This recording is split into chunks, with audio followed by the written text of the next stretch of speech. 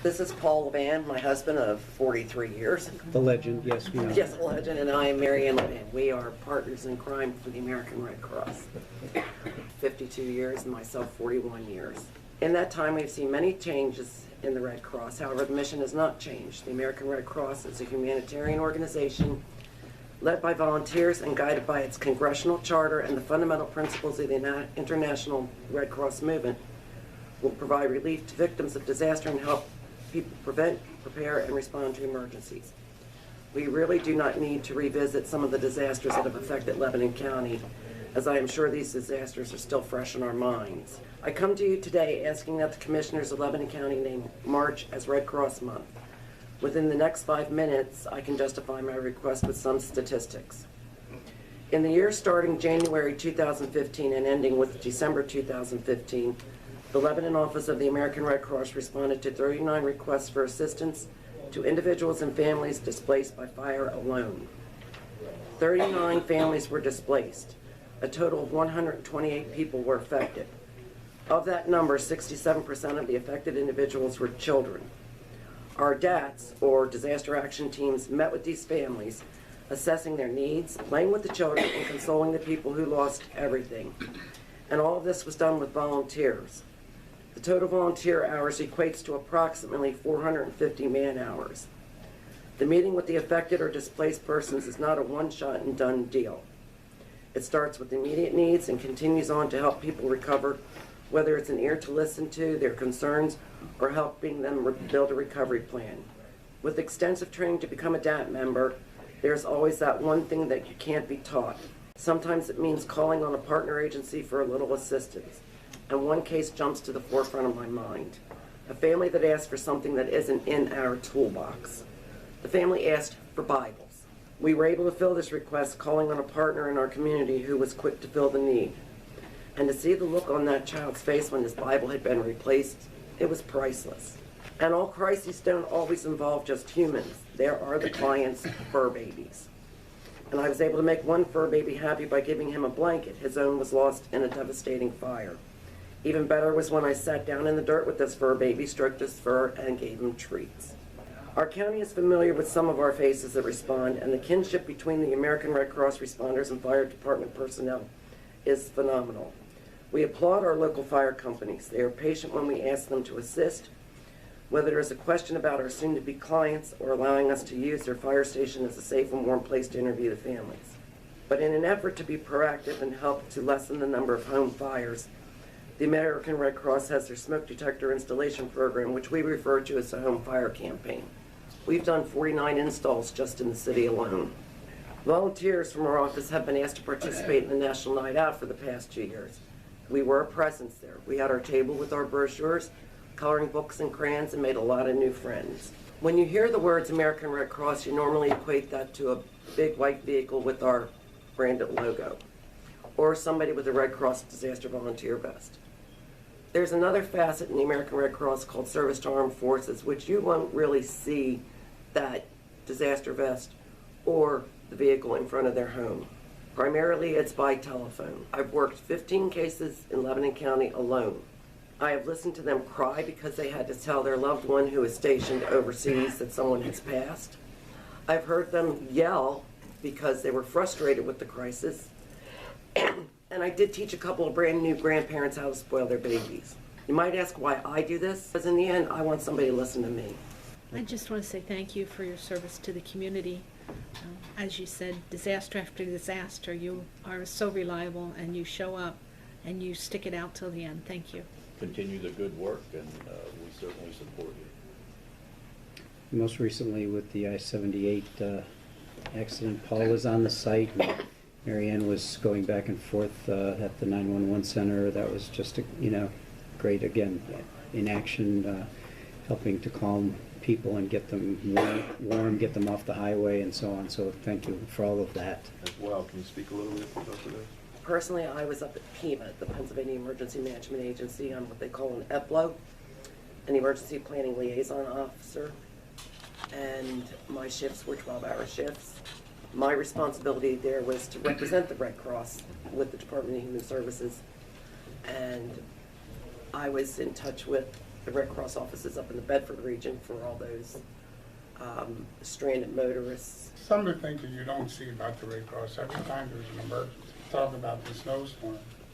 We had made an arrangement with our partners, in this case, it was the Salvation Army, who has a generator, to open their facility in the city if there would be a power outage. And that's an ongoing thing. If something would happen today, there would be certain people that would be contacted. And one of our biggest partners in Lebanon County is the Lebanon County Emergency EMA. Particularly in this last incident on I-78, which happens to be the biggest incident that I've been involved in, both as a former federal employee and a first responder, as well as with the Red Cross. The young man that initially represented the Emergency Management Agency was your chief dispatcher. And of course, they all know who we are when we call them. We wanted to know what's going on. And he told me what was going on. I said, Eric, I understand that, what's happening, what can we do? Our initial call came from PEMA. That's because every time there's a multiple incident, anywhere it's in Pennsylvania, the duty officer at PEMA notifies the American Red Cross. And it happens pretty fast. In addition to what we do with our firefighters, in Interstate 78, we actually assisted 78 people at the Jonestown Fire Department when we opened up a warming station. And what the initial intention was that we would, if had to, we would open up a shelter.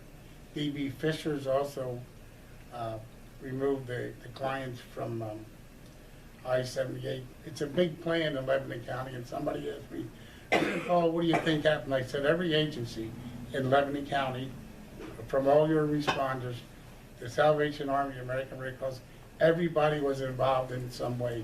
And yesterday I attended a meeting with your deputy and the director for a task force, the South Central Task Force, which is responsible for evacuation emergencies, which Lebanon County is a part of. And we all agree that that was one of the biggest incidents we ever seen. But you really need to commend particularly your dispatchers and EMA for the job that they did when they take a young guy that hasn't been a supervisor that long. He actually said, Paul, we're going to open up the command post and I'm going to start to run. And I said, do you want somebody from the Red Cross? He said, yes, and we did do that. It took a lot of people, in addition to people from Lebanon County.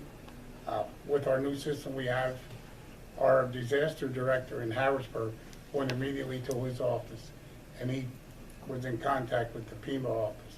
They also sent an emergency feeding vehicle from Harrisburg with 2 people, and a mental health caseworker and a staff person, which gave us the total of 12 people that responded in Lebanon County, and there was other people that were available. So it's a big, wide system, and it takes a lot of people, and people of Lebanon County should be very proud of the emergency response people they have. It was Eric Fowler. I was struck by his calm, Yes. in the midst of all the calls that were coming and going, and I know you guys were worried, or trying to follow which hospitals people were going to, so that families could be, coordinated and so on. And you never did need the North Lebanon School District. No, we did. What had happened when Eric and I talked on the phone, and normally what happens in Lebanon, when we go to open up a shelter, the Red Cross normally will make that decision based on the information. And Eric had told me, he said, Paul, we're going to use the Jonestown Fire Station. We've already got buses ready to go. And I said, well, that makes sense to me. Then there was another fire department or the school that would have been on standby, which we didn't need to use. We tried to use, in that case, we wanted to get people off the highway. The fire department was already involved, so it was easier to stage and move people from the highway to there. We also have Terry from the Lebanon Transit, who also chipped in with help as well. So. You, I'm sure as commissioners, you're aware of this, and I didn't mean to leave anybody out. If we have a fire in the city, either the emergency management agency or myself, or whoever happens to be in charge from the Red Cross, can pick up the phone. We call Lebanon Transit Authority, or we call D.B. Fisher's. Because of the agreement that the county has, they've sent their people out in the middle of the night. They've called them in. They come to work and they provide us with the transportation. But there's a real big book around here that I don't know if you've seen it or not that says what happens in Lebanon County. It's a national disaster plan.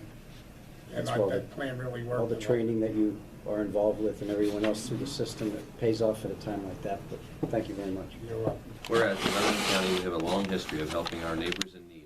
American Red Cross Month is a special time to recognize and thank our everyday heroes, those selfless Red Cross volunteers and donors who give of their time and resources to help community members. Whereas these heroes help families find shelter after a home fire, they give blood to trauma victims and cancer patients, they deliver comfort items to military members in the hospital, they use their life-saving skills for victims of a heart attack, drowning, or choking. Whereas the American Red Cross depends on local heroes to deliver help and hope during a disaster. We applaud our heroes here in Lebanon County who give of themselves to assist their neighbors when they need a helping hand. Whereas across the country and around the world, the American Red Cross responds to disasters big and small. In fact, every 8 minutes, the organization responds to a community disaster, providing shelter, food, emotional support, and other necessities to those affected. It collects 40% of the nation's blood supply, provides 24-hour support to military members, veterans, and their families, and teaches millions life-saving skills. Whereas we dedicate the month of March to all those who support the American Red Cross mission to prevent and alleviate human suffering in the face of emergencies. Now therefore, we, the Commissioners of Lebanon County, do hereby proclaim March 2016 as American Red Cross Month. Further, we encourage all Americans to support this organization and its noble humanitarian mission. Take a motion to approve that proclamation. I'll make a motion to approve the Red Cross proclamation. Second? It's been moved and seconded. Any comment or question?